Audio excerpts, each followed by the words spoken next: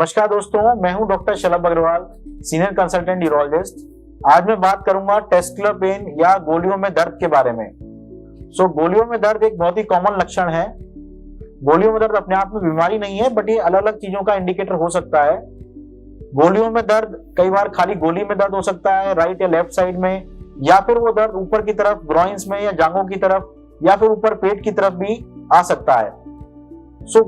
किस तरह का पेन और किस एज ग्रुप में ये पेन है, उसके अलग अलग कारण हो सकते हैं। अगर ये पेन 20 साल से कम के पुरुषों में या खास तौर से बच्चों में हो रहा है, तब टेस्टिकुलर पेन को हमें बहुत सीरियसली लेना चाहिए, क्योंकि टेस्टिकुलर पेन अक्सर बच्चों में एक कंडीशन जिसको हम टेस्टिकुलर टॉर्जन कहते हैं, उसकी वजह से हो सकता है। टेस्टिकुलर टॉर्जन में जो गोली होती है वो अपनी ही ब्लड सप्लाई की नसों के ऊपर घूम जाती है। ऐसे में गोली की ब्लड सप्लाई कट ऑफ हो जाती है और इस चीज को इमीडिएटली आइडेंटिफाई करके 3 या 4 घंटे के अंदर करेक्ट करना बहुत जरूरी होता है। अगर ऐसा ना करा जाए तो गोली हमेशा के लिए लॉस हो सकती है। इसलिए बच्चों में जो 20 साल से कम के पुरुष हैं, उनमें अगर टेस्टिकुलर पेन होता है तो इस चीज को इमीडिएटली आप जाके डॉक्टर को इमरजेंसी में दिखाएं और उस कंडीशन को आइडेंटिफाई करवाने की कोशिश करें और उसका प्रॉपर ट्रीटमेंट लें।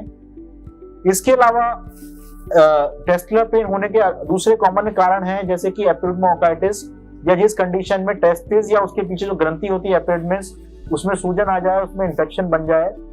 ये कंडीशन में पेन जब होता है तो पेन के साथ साथ बुखार या फिर गोली में लालीपन या गोली का सूज जाना, ये सब चीजें भी साथ में हो सकती हैं। इस कंडीशन को भी इजीली आइडेंटिफाई करके मेडिसिन के जरिए ही ट्रीट करा जा सकता है। इसके अलावा अगर टेस्टिस में पेन के साथ टेस्टिस में हैवीनेस भी है, ऐसी कंडीशन में टेस्टिस बड़ी हो गई है, ऐसी कंडीशन में टेस्टिस में ट्यूमर भी हो सकता है।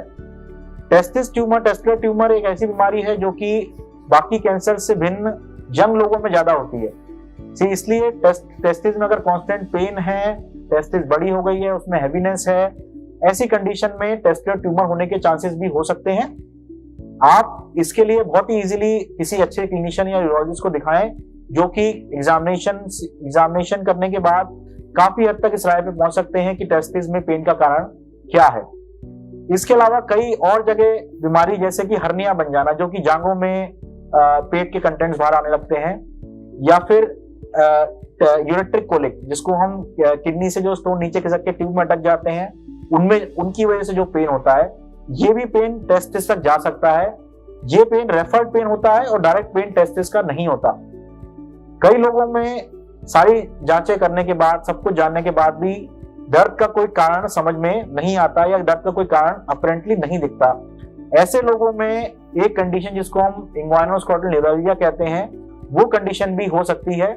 इस कंडीशन में टेस्टिस की नसों में करंट की अबनॉर्मलिटी होती है, जिसकी वजह से टेस्टिस या उसके आसपास के ऑर्गन्स में पेन होना चालू हो जाता है। टेस्टिस पेन से आप घबराएं नहीं। बच्चों में ये टिप जरूरी है कि आप इमीडिएटली टेस्टिकुलर पेन अगर होता है तो आप इमरजेंसी में जाके यूरोलॉजिस्ट को या सर्जन को दिखाएं कि उस पेन का क्या कारण है, और अगर टॉर्शन उनमें से कारण हो सकता है तब उसमें इमीडिएट सर्जरी की रिक्वायरमेंट है। इसके अलावा बाकी ज्यादातर जितने कारण हैं उनको ओपीडी बेसिस पर आराम से डायग्नोस करा जा सकता है। सिंपल टेस्ट जैसे कि अल्ट्रासाउंड या सीटी स्कैन, एमआरआई के जरिए उस कंडीशन का पता लगाया जा सकता है और उस कंडीशन को ट्रीट करा जा सकता है। दोस्तों, इस चीज के बारे में अगर आपको कोई भी इंफॉर्मेशन चाहिए तो आप नीचे कमेंट लिख सकते हैं। अगर हमारा वीडियो पसंद आया हो तो लाइक, शेयर और सब्सक्राइब करें।